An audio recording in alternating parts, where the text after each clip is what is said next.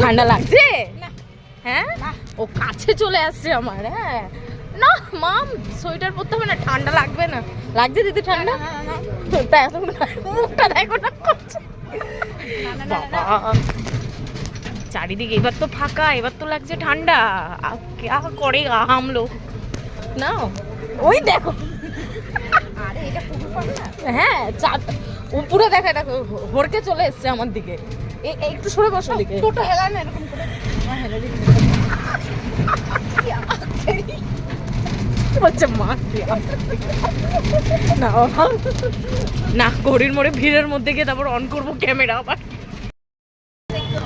এই যে আমাদের অবস্থা, ফ্ল্যাশ মেরে ভিডিও করতে। আমার কাছে ও আবার চারিদিক থেকে নিয়েছে, লিটারালি হচ্ছে হু হু করে আওয়াজ হচ্ছে। এটা বলছে চাদর ঢেকে নয়েছে, একটা চাদরে দুজন ঢেকে নিয়েছে। গরিবস, ভেরি গরিবস। না বাবা বেশি কথা বলে লাভ নেই, আগে যাই।